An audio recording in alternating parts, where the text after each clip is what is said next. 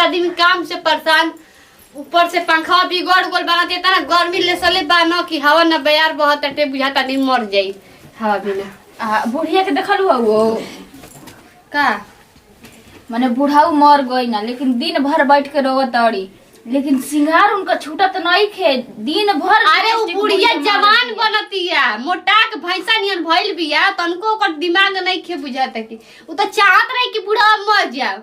अरे का कहतड़ू? अरे हम सही कहतानी दीदी जी, देखत रही बुढ़वा जिंदा रहते एक लोटा पानी है ना बुढ़िया के अटत रहे, आ अब रोवत के विपता माई रहता, ओकर कोकलहट से घर में लक्ष्मी आई हन, आइलो लक्ष्मी चल जिहन। इंगने ना कहल जरा छोटको के उ चाहे कि हमर सुहाग उजड़ जाओ, आएगा ना उल्टा जाए दम मत। आराम कर रहनिए चलिए ऐसन बा तो कहे के पड़ता ना कहे के चाहिए। हां उनहु के सोचे के चाहिए कि दूधू को पत्तो ही उतर गइली स त उन्हनी के समानवा हम लिपस्टिक लगाई बा बिंदी लगाई त का कहि हां सब। अरे सब सिंगरा कइले त तो काहे के उजर साड़ी पहन के चलत हो बिना सिंदूर के चलत हो, वो ठेका लो। हाँ एगो सड़िया मनी के ललका पहिला सिंदूरो लगा ला तब पूरा सुहागिन कहाए लगबू का करे के बाटे। ओए ना बताई काम हमनी के दोनों आदमी करते हैं, दोनों टाइम खाना बनाओ हई कर बाहर साल बुढ़िया के जाके बहरिया भैंसिया बैसन के लेना ना गोतेला वो ना कर सकेले, पर देहिया खाली मोटाई झारेले बुढ़िया चरबिया बिया वो सही आ कुछ करे के ठिकाना नहीं खे। गांव भर का लइका हुला करत रहन ह सब मेकअप लिपस्टिक तो परे इतना चटकार कि ओ साला बगल में कहू चाची जी कहत रही कि का हो उनका के समझावे लू जना मर्दा के मरते पगला गुल बड़ी क्या कैसे करो ताड़ी। अरे पगला नहीं खी गइलू मनवा के बढ़ गइल बड़ी कि अब तक रे के रो अरे का हमर दिमाग पगलिया गइल बा रोके वाला नहीं खे के। यही से बगल वाली चाची जी कहत रही कि का हुआ अपन बुढ़िया के समझावे लू जना बचिया लिपस्टिक मार के आ चल जाली बाजार में चाहे गांव में लगेली घूमे मैं लइका हंसे लसन कि बुढ़िया बे एकदम जवान बा। अरे तो मनवा के बढ़ गइल बड़ी कि अब तक हुआ नहीं खे हमके, अब तो एकदम छुट्टा हो गइल बानी अब के बोली आ चल रौरे दिन हो ना कि मार जाके सजी खाना खा ली हम जी उठी मार पिया उतर ना हमारे यहाँ तो हमारे ले मार जी पसर दिहन पलरा दिहन। सुनले बड़ू ने एगो कहावत कि एगो माई बाप छूटेला त एगो माई बाप मिलेला त अब उनके माई बाप ना जाने, लेकिन ई माई बाबू निया नहीं खी ना हमहु चले तनी बती है कि होला ठीक है कहा देखो यार जेकर सास निमन तो पत्तो खराब है, जेकर पत्तो निमन ओकर सास बिगाड़ ये तो बाटे एकदम परेशान आ गेलन कुफुत हमारा में गेल बाटी बुढ़िया के बुढ़ऊ रहना त एको बार सिंगार ना करसा उनकी देख दो दिन मरले ना भइल 2-4 दिन हमारे लिपस्टिक लेके बैठ जातड़ी दिन भर लगावत। छोड़ी ना देखी अगर बुढ़िया के लागम बात बतियावे ना तो सांझ ले बिहान हो जी, लेकिन बात ना हो रही ठीक बाटे हम जाते न और कुल काम बाटे आ जा तब एगो तो आदमी ठीक ना तबियत कमजोर ऐसे बाटे ई कुल हेडक ली ना तो और हम कहां से कहां चल जाई। हाँ जा तू का हेडक लेबू तो ढिमला जेबू खुद। अब बताब सही कहती है झूठ नहीं क्या कहत आखिर बुढ़ऊ रहना तो इतना सिंगार पटार ना करत रहिया उनकी 4 दिन मुँहले ना भइल 4 दिन ना भइल अबे से सिंगार इतना करती है तो गाँव नगर थूकबे ना करी हो। एक तरफ से ठीक करती है हम ही बुढ़िया का मन बढ़ौले बनी सही कहती है हमके चल कर आ देख तो के ना लाते लाते गाँव का आदमी मारल तो फिर हमारो नाम बदल दी तू आ कर यही गने बताओ छोड़ के चल गई बड़न आ इनके सोचे के ना चाहिए कि हम किंगने बानी किंगने नहीं खी अपन तो जाके माजे मारत रहन ऊपर आए पतो इनके खोबसन हमारे लिए सुनावत रहन। अरे माई हो माई आ का करी अब केतना हाय हाय करी केतनो रोवम गावम तो हइबे ना करी हम। और इन तो काले आके सपना में कहत रहन कि सिंगार पटार करी हो जनियो के तारा खातिर जिंदा बानी। चलो भाई ठीक है बाटे जब मर्दे कहता तो हमार करे में का दिक्कत बाटे करबे करम सिंगार पटार जा तनी अब का करम कहत रहन कि प्यार कम ना होखी तो का जा तनी मेकअप उकअप क के हम करे के देखाई रोवाला गावला का होखे का बाटे पतो ही बैठ से तो अपन आगे लगौते नहीं खीस। हे भगवान उनकरा के काहे के उठा ले गइल हमरे के उठा ले गइल तो ये दादा अभी बताओ ऐसन हाथा काटा बानी आ ये उम्र में हमार सुहाग छीन लियन भगवान का ये भगवान तू दोगले रहल का एकदम सने बताओ जाए भगवान जी तू दोगले रहल दुए आँखी ताकत रहल सुरता वाला तहार मौत या हमर सुहाग लेके चल गई। कुछ कह जा तनी मेकअप क के आ उनकरा के देखाइम, गाना गा के सुनाइम, आ ऊपर से प्यार करीन हम नीचे से आ गाना गाइम कि तू बारिश बन के ना हम बारिश बन के आइम, तू बादल बन के ओई हो जब कम पड़ जाई सासे तो दिल में तू हमारा समय हो। जाता नहीं हम गा गा के सुनाइम अपन बुढ़ाऊ के। अरे कम से कम इतना नहीं तो करम तो उनकर आत्मा के शांति मिली। चलो हो अरे एगो सेलूर ना करम, बाकी तो कुल काम कर पे करम बढ़िया से बाहर के जूड़ा उड़ा पहना ली। बताओ कि हमारा के कोई दी कि हम बूढ़ा गल बानी। ई खाली भगवान दुआखा बड़न, ठीक न। जतनी उठा लाली लगावे आराम से बतियाए बुलकर से आ पतो हिन के का ले बन तो पतो ही निमन से रह तो वो खिसिया यहाँ सब बाउर से रह ओकर से बढ़िया अपने मर्द से प्यार इन लोग के चलते ना करम का जतनी प्यार करब।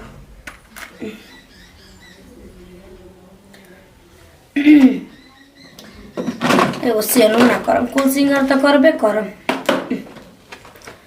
बताओ आज हमार माता रही तो मोई सिंगार पटार लेके बैठा थी ना कुल करे खातिर। हाँ चलो जब कह दिया ना, जब वो कह दिया ना तो हमारा का दिक्कत बा। लगावे तो लगा के जाके अगना में उनकरा के देखाई। अरे कोच रे टिकुलिया उ कोचबो ना करेला। अरे जनती जे टिकुली पे सैया जिलो भाई जइहे, जनती जे टिकुली पे सैया जिलो भाई जइहे, किस्म किस्म के लगैती छोटकी ननदी रे, किस्म किस्म के लगैती। उठल लिए कहाँ रे देखो। अरे का करी हो हमारा तो मैं कहो लाइन लगा के धरती कोनो दिक्कत नहीं है। हाय रेड लिपस्टिक लगा के जब तुम सजती हो, माँ कसम बवाल लगती हो। बताओ जब जब हम लिपस्टिक लगावत रही तब हमार मर्द इहे गाना गावत रहना। आई अभी भी इहे गाना गावत रहन। आई हम खुद सुनिए नहीं गावत रहना हता। कैसे गावत रहना? हाँ याद आ गई, पिछली पोता गल बा। हाय रेड लिपस्टिक लगा के जब तुम सजती हो, माँ कसम बवाल लगती हो। बताओ हमार रजऊ इहे गाना गावत गावत चल गलन दाँत चियार के ऊपर। अब वो हमारा याद सताओ तो का करी। अरे हम जैसे रोई वैसे रोवे लकिना जा इस तरह का इन तुमकर आत्मा के शांति मिली ना। कहलन कि जहाँ भी रहिए तू अपन एकदम गाना गावत रही, हम कहीं रहम हम सुन ले। बताओ अरे याद सतावता कि मन करता ना कि बैठ के दिन रात रोई। अरे कि हम जैसे रोई वैसे रोवे लकिना, अपना पगली के याद बोल करे लकिना। अरे तू ही हमार बाड़े राजा आँखी के हो, अरे तू ही एगो बाड़े। हे भगवान है क्या दशा बनैले बनी यार, दिमाग खराब करके पगलाई बन का ढेर जवानी चढ़ल बाटे बुढ़ी अंतरियाम। अरे तो मैंने किए मैं जवानी के का बात बा, मैं अभी तो मैं जवान हूँ अभी। मैंने उठी मैंने का मोबाइल हम ले लिए अपने का बहुत धक ने रहती है जप दे हम बुढ़ी रा। अरे देखो हम समझ में आता ये जाति दे तो हम तो चाहते मैंने कि जाति के मुंह आ सके हम चल जाई ऊपर। अरे तनी कम कर रहनिया है तनी ठीक लागबो। विधवा बारू ठीक बा तब विधवा बनी नहीं खू विधवा बन तो सेलूर करो तनी का रे। बताओ हमनी के पतो हो के लिपस्टिक लगाबे ना करिए। अरे पूरी लिपस्टिक लगा के चलते मुंह को तक में ढक मुंह में हुर दी मुंह को धक नेटे जात दी। अरे बुढ़िया कुछ तो लाज शर्म कर रे। गांव में हमनी के एकदम बुझत नाम हसवा देले बिया जे देखा था उल्टा ने मारत रहे का दे तोर बुढ़िया के जवानी चढ़ल बा कि फिर से बियाह करे के मन उबी उठ भइल बा कर बूढ़ावा रात रहे त इतन को लिपस्टिक लगते ना रहे के रहे पे सिंगारे ना आ बा बुढ़ा के मरते सिंगार होखे लागल वाह रे बा मतलब तुम अब ज्यादा बोल रही हो, ठीक है अब हम चलता है इधर से। बाप रे बाप, हिंदी इंग्लिश साइड होई देखो। अरे भगवान ये पुरकुटनी से तो हम एकदम पगला गल बानी। ये जब से बुढ़ा मुगल बानो तब से पगला गल बिया बुढ़िया। का जन कौन एकर बीमारी हो गल बाटे, कौन लव स्टोरी के बीमारी होबे कि का भइल बाटे, दिमाग खराब कर रखत है। आ तोरा के बताओ तनी मतलब कि उ का समझले बड़ी सा हमरे के जॉब ना तब झपिलावत रह तरी सा। हम कुकुर ओकुर होई करे कि जेनिए से न तेनिए से हमके झपिलावत रह तरी सा। कुल हाई ना बुढ़ावा करावत रहन, मर गला ना छोड़ के चल गइलन। अरे लेके जाए के रहे संग ही हमरा के छोड़ देने के पतो इनके लाते खाइया अपन माजा मारत रहन ऊपर दांत चियार के जाके। का करी हमहू चल दनी अब दामाद जी ले बियाह करे। ऐसे ही ना न रह, हम तो छोड़ के चल गलन। ई तो ऊपर जाके भगवान जी पर लाइन मारत रहन कुल जितना मुअल बड़ी से बुढ़िया वहाँ नीले। हम का कर हम ऐसे ही रहब का? जा तने फोन कर दामाद जी के, दामाद जी के फोन क के आ बियाह करब। आए बुढ़ा उ सुना, तू बस सुनल करिया देखल करिया ठीक बा कि के बियाह करत तनी। का करी अकेले कैसे रहब? मार तो झपिलावत तरी स, जैसे बुझाता कि हम कुकुर ओकुर होई वो गने झपिलावत रह तरी स। जाते दामाद जी के फोन करे, लगा ली। अरे अब तू दांत चेयर के ऊपर से देखल कर, वैसा ही अब देखत रही जेबा। हमहू बियाह करके चल जाता नहीं, जा तू ओने रह हम ओने जाता नहीं रह सब पसर के। हेलो गोला तनी अम्मा जी। अरे अम्मा जी कोई के तो तू कामे तमाम कर देता रह। खुश रही और का सब का हाल चल बा घर का? कुल ठीक है बटे जी, अपन बताई ना रौरा ठीक बानी कि ना? का करी हमरा काम से फुर्सते नहीं खे जा बॉर्डर पर का करी। अरे बॉर्डर पर बानी तो ये एगो काम करी ना जी। का बोली ना? अब हमर जियाला के कोनो भरोसा नहीं खे, आई ना तनी रौरा हमरा भेंट हो जाओ। हां ऐसे काहे कहतनी रहुआ? अरे का कही रौरा के देखले बड़ी ढेर दिन हो गइल बाटे। तो सुनी ना हम चाहत नहीं कि न रौरा हमारा नजर के सोझा खाली आ जाती। अरे के जानता हमारा बुझाता ना कि कैसन भइल बाटे जी, हमारा बीमारी हो गइल बा, अब हम मरे वाला बानी। अरे रहुआ ऐसन मत कहीं। काहे से कि घर के कुफुत अलग है, बुढ़ावा के कुफुत अलग है। पतो बाड़ी से तो जेने से न तेने बुझाता कि हमरा के छपी लावत रह तरी से हमेशा। चली रहुआ कहतनी तो हम यही बेरा जातनी साहब ले छुट्टी लेके आवतनी। हम इतना ताना मारो तरी से, इतना ताना मारो तरी से बताई हे जमाना में इतना ताना मरिए से तो बर्दाश्त होई? आ जवानी हमार जोश के तो से वैसे ही बाटे। तो ये बताई अब ऐसन जवानी में हम कहीं जाके मरियो बिला जाई? नहीं ऐसन मत बोली रहुआ। चली ठीक बा हम यही बेरा आवतनी। मोतनी आई ना जल्दी में, कम बजे में ले आ जाइम जी। रौरा तो एरोप्लेन धरो में चली आई। ठीक बा अबे जातनी एरोप्लेन धरे, एरोप्लेन ले आइबे जा। ए जी हाँ ठीक बाटे, पहले आ जियो करी बात बात होई ना। ठीक बा ठीक है बाटे, गोला तनी खुश रही। अरे हमार तो बियाह कोइला के बेचैनी ले ले बाटे। का हो नाती का बेटा सुनला ना का बतियनी? हाँ अब तू का कर सकेला ई बतावा? नीचे रहला त प्यारे ना कइला, ऊपर चल गेला त प्यार करत रह। ओसन प्यार में हम आग ना लगा देई। तू अपन प्यार अपन लगे रख। चल नहीं हम अब दामाद की लगे अब तो चल। अब हम जहाज में आई में जाई।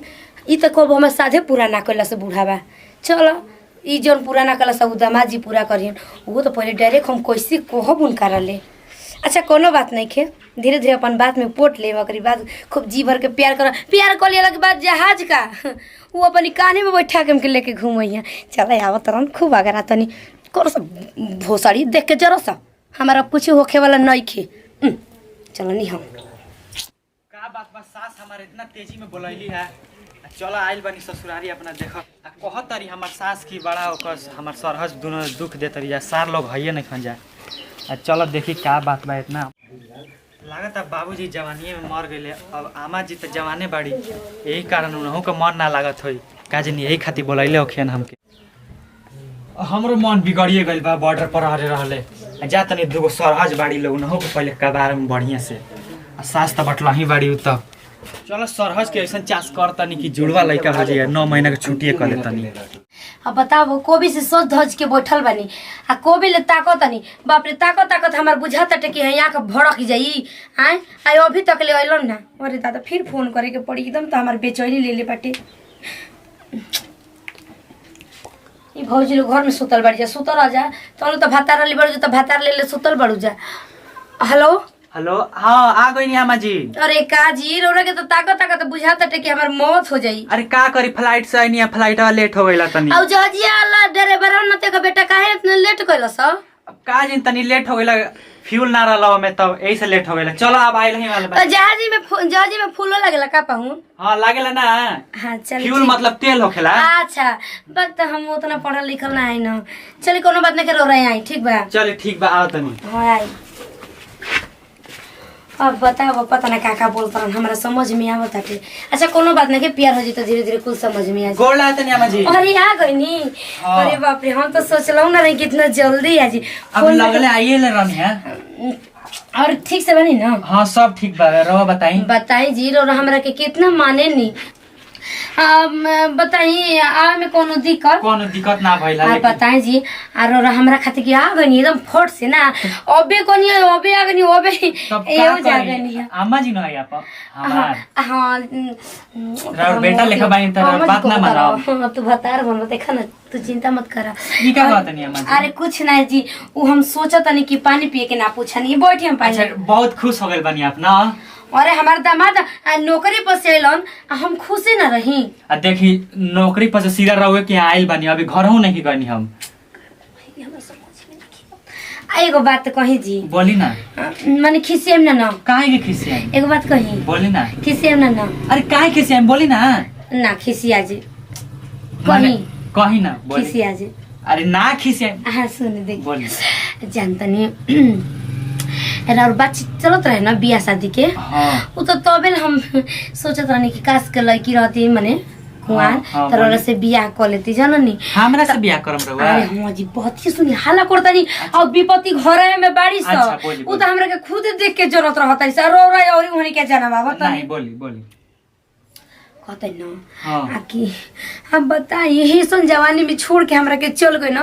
अभी जवानी हमर जोश के तौसे बाटे आखिर कोनो एथु में पोखरो नाला में जाई जवानी तो कौवे एथु न खइयो स जी। ऐसन काहे कहतनी रहुआ? तो यही लम कह दे ना कि रौरा हमरा लिए प्यार ना करो। मतलब माई बेटा का प्यार तो हम नहीं करेंगे। अरे देखी प्यार कई तरह के होला लेकिन हम हव प्यार कई चाहतनी ना। हम लेकिन राउर बेटी का सोची? बेटी कुछ ना सोची जन्नी बस का करे के बार रो रखे कुछ हम रो से मांगा थोड़े नहीं कीजिए। अब तो नाती का बेटा हमारे के छोड़ के चल गए नहीं तना नए पर बस रो रहे एक चुटकी सिंदूर खाती की इतना चिरोरी करवाओ तनी। माने ये तो बढ़ले बा लेकिन तो हम शादीशुदा नु बानी। लेकिन राउर तो बेटी शादीशुदा तो हम न रहनी। हाँ लेकिन का करब। अच्छा ये बताई अभी केनो के लेके भाग जाए तो राउर शिकायत होई कि ना होई? हां वो तो होखे। ई करल ले बढ़िया कि रौरा हमरा के राख ली राउर हमार मर्द बन जाई घर की इज्जत घर में रह जाए केहू जनबो ना करी। का कहतनी बताई हम अबे पियर के सिंदूर लेके आवतनी आ बस सिंदूर डाल दी आ देखी हम के अपन मेहरारू बना ली। अरे बहुत राज करम जन बताई एक चुटकी सिंदूर खाते के इतना चिरौरी करवावतनी। मने का सोच में पड़ल बनी? नहीं कौन सोच में नहीं की बोली। मने रौरा के पसंद नहीं की तो बोल दी। नहीं ऐसन बात नहीं की लेकिन रहो बहुत पसंद लागत नहीं हमरा के। हई ओठलाई लगेले बाइन तो मन करता कि अबे चूस ली। अच्छा ठीक है बेटे तो रौरा के चूसा ही खाते के नहीं तो कनिया ली चूसे के तना चूसम ली और रुक जाई जी। का करी जी हम रौरा इतना इंतजार करत नहीं जानत नहीं। सुनी ना गाना नहीं की सुन ले। कौन? हाँ? ई कौन बीमारी धरा दिल भाड़ा तोहरा से अलग हो के अब रहलो न जात। और बाप रे हाथ ना खखुआ के। अरे तो रुकी ना। अरे बाप रे बाप ठीक बा अब बहुत प्यार भइल। सुनी ना चेहरा के चांद देख ली और बाप रे अरे रोही दिनो रुकी ना। अजी अल्लाह शर्म बा हमर तो करत खेगे। ई सब का करते हैं जी? अरे बाप रे और ये क्या है जी? छोटा उखाड़ ली क्या है ओए हो दादा। अरे हमारे हम दिल के धड़कन के तई मारा तरी से हो दादा। बताओ हे जब मार तरी से हे जब धक दे करत आ बुढ़िया के लाज लगता।